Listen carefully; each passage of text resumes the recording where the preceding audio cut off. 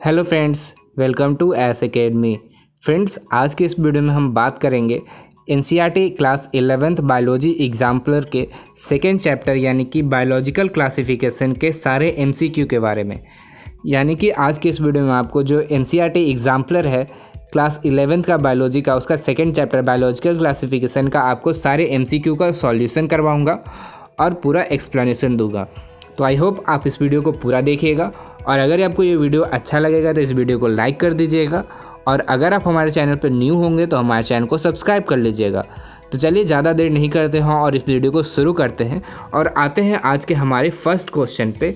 तो यहाँ जो है फर्स्ट क्वेश्चन है, all eukaryotic unicellular organism belongs to, मतलब हमसे पूछा गया है कि यूकैरियोटिक यूनिसेलुलर ऑर्गेनिज्म जो है किस ग्रुप से बिलोंग करता है। ठीक है, तो देखिए सबसे पहले देखिए कि जो हमारा आर.एच. बिटेकर ने जो दिया था 5 किंगडम क्लासिफिकेशन, उन्होंने सबसे पहले क्या किया था कि जो यूनिसेलुलर होता है हमारा यानी कि प्रोकैरियोटिक जो होता है हमारा, उसको सबसे पहले उन्होंने रख दिया था मोनेरा में।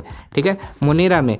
उसके बाद जो हमारा यूकैरियोटिक यूनिसेलुलर जो होता है उन सारे ऑर्गेनिज्म को उन्होंने रख दिया था प्रोटिस्टा में, यानी कि प्रोटिस्टा फाइलम में उन्होंने सारे यूकैरियोटिक यूनिसेलुलर को रख दिया था। यानी कि यहाँ पे क्या हो जाएगा, all unicellular eukaryotic organism belong to the phylum protista, यानी कि 1 का आंसर हो गया हमारा बी। ठीक है, अब आते हैं नेक्स्ट क्वेश्चन, क्वेश्चन नंबर 2 में यहाँ है the 5 kingdom classification was proposed by, मतलब हमसे पूछा गया है कि जो 5 किंगडम क्लासिफिकेशन था वो किसके द्वारा प्रपोज किया गया था। तो वो था जो है 5 किंगडम क्लासिफिकेशन दिया गया था आर.एच. बिटेकर के द्वारा, यानी कि 2 का क्या आंसर हो जाएगा, ए, आर.एच. बिटेकर। ठीक है, अब आते हैं क्वेश्चन नंबर 3 में। यहाँ है organism living in salty areas are called as, मतलब हमसे बोला गया है कि जो ऑर्गेनिज्म सॉल्टी एरियाज में रह रहे हैं उनको क्या कहते हैं।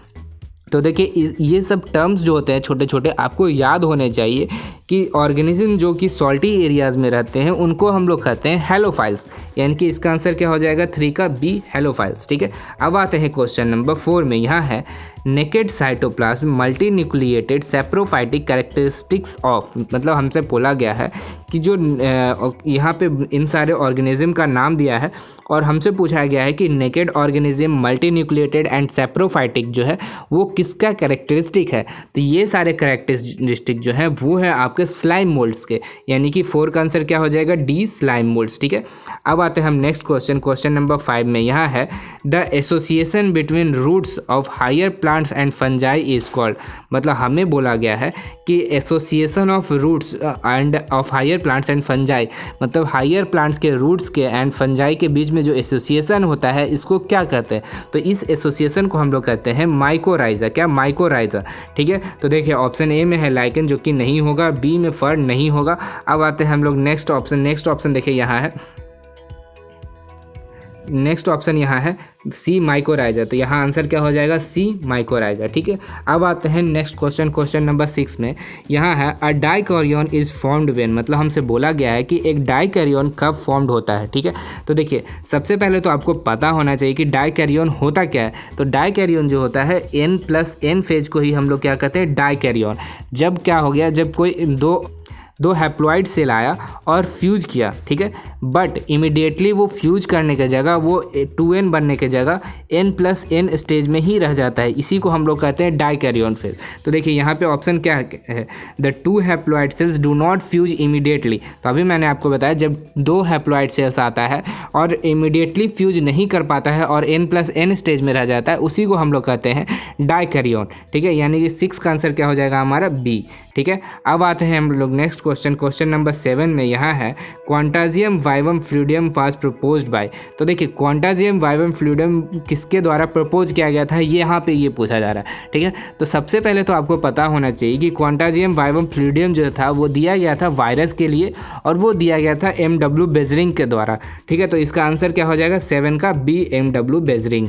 अब आते हैं हमारे नेक्स्ट क्वेश्चन, क्वेश्चन नंबर 8 में। यहाँ है माइकोबायोन्ट एंड फाइकोबायोन्ट और फाउंड इन, मतलब हमसे बोला गया है कि माइकोबायोन्ट और फाइकोबायोन्ट कहाँ प्रेजेंट होते हैं। तो देखिए माइकोबायोन्ट और फाइकोबायोन्ट जो होता है एक एसोसिएशन बनाता है, उसको कहते हैं हम लोग लाइकेन। क्या, लाइकेन। ठीक है, और माइकोबायोन्ट जो होता है वो अलगल पार्ट होता है। क्या, अलगल पार्ट होता है। और जो फाइकोबायोंट होता है वो फंगल पार्ट होता है, फंगल पार्ट होता है। और इन दोनों पार्ट को मिला के बनाता है हमारा लाइकेन। क्या? लाइकेन। तो इसका आंसर क्या हो जाएगा हमारा 8 का सी, लाइकेन। ठीक है, अब आते हैं नेक्स्ट क्वेश्चन, क्वेश्चन नंबर 9 में यहाँ है the difference between virus and viroids. मतलब हमसे पूछा गया है वायरस एंड विरियोइड के बीच में क्या डिफरेंस होता है।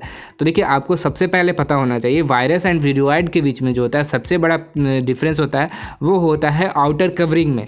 ठीक है, यहाँ पे क्या होता है, वायरस में जो होता है प्रोटीन का कोड प्रेजेंट होता है, बट विरियोइड में प्रोटीन का कोड प्रेजेंट नहीं होता है। ठीक है, तो देखिए यहाँ पे एब्सेंस ऑफ प्रोटीन कोड इन विरियोइड, ठीक है, बट प्रेजेंट इन वायरस। तो अभी मैंने आपको बताया कि वायरस में प्रोटीन कोड प्रेजेंट होता है एंड विरियोइड में एब्सेंट होता है, यानी 9 का आंसर हो गया हमारा ए। ठीक है, अब आते हैं क्वेश्चन नंबर 10 में। यहाँ क्वेश्चन नंबर 10 है with respect to the fungal sexual cycle. मतलब फंगल का सेक्सुअल साइकिल के रिस्पेक्ट में हमको क्या बताना है, choose the correct sequence of events. मतलब करेक्ट सीक्वेंस ऑफ इवेंट्स बताना है फंगल सेक्सुअल साइकिल के रिस्पेक्ट में।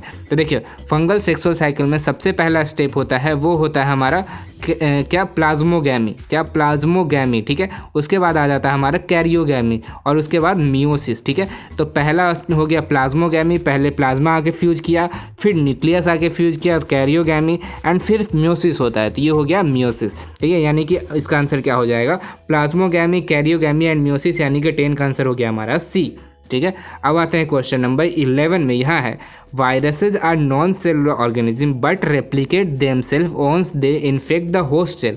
मतलब हमें बोला गया है कि वायरसेज जो होता है वो नॉन सेलुलर ऑर्गेनिज्म होता है बट रेप्लिकेट करता है once they infect the host cell. मतलब होस्ट सेल को जब इन्फेक्ट करेगा तो वो जो है डिवाइड करना स्टार्ट करता है। तो हमसे पूछा गया है to which of the following kingdom of do virus belongs to. मतलब हमसे पूछा गया है कि वायरस किस किंगडम से बिलोंग करता है। तो सबसे पहले तो आपको ये पता होना चाहिए कि जो आर एच बिटेकर ने 5 किंगडम क्लासिफिकेशन दिया था उसमें क्या है, वायरस को किसी भी किंगडम में जगह नहीं दिया था। उन्होंने क्या किया था कि वायरस को एक अलग ग्रुप में रखा था वायरसेस में, और उन्होंने किसी भी किंगडम में वायरस को नहीं डाला था। यानी कि इसका आंसर क्या हो जाएगा 11 का D, none of the above. अब आता है हमारा नेक्स्ट क्वेश्चन, क्वेश्चन नंबर 12 में। क्वेश्चन नंबर 12 यहाँ है members of phycomycetes are found in. मतलब हमें बोला गया है कि जो फाइकोमाइसिटीज होते हैं उसके मेंबर्स कहाँ प्रेजेंट होते हैं। तो देखिए यहाँ क्या क्या ऑप्शन दिया हुआ है, एक्वेटिक हैबिटेट्स। एक्वेटिक हैबिटेट्स में आपको पता है कि फाइकोबायोंट्स प्रेजेंट होते हैं। ठीक है, ऑन डिकेइंग वुड्स, तो डिकेइंग वुड्स पे भी प्रेजेंट होते हैं, मॉइस्ट एंड डैम्प प्लेसेस पे भी प्रेजेंट होते हैं, as obligate parasite on plants पे भी प्रेजेंट होते हैं। यानी कि ये चारों जगह पे प्रेजेंट होते हैं फाइकोमाइसिटीज। यानी 12 का आंसर क्या हो जाएगा D, all of the above. ठीक है, तो ये सारे 12 क्वेश्चन थे जो आपको MCQ दिए गए हैं यहाँ बायोलॉजिकल क्लासिफिकेशन के NCERT एग्जाम्पलर क्लास 11th में। तो आई होप आपको ये सारे 12 MCQ जो है वो अच्छे से समझ में आ गए होंगे। और अगर आपको अच्छे से समझ में आए तो आप इस वीडियो को लाइक ज़रूर कीजिएगा और अपने दोस्तों के साथ इस वीडियो को शेयर ज़रूर कीजिएगा ताकि उनको भी पता चले इस हमारे वीडियोज़ के बारे में। और अगर आप हमारे चैनल पर न्यू है तो हमारे चैनल को सब्सक्राइब कर लीजिएगा। तो बस आज की इस वीडियो में इतना ही।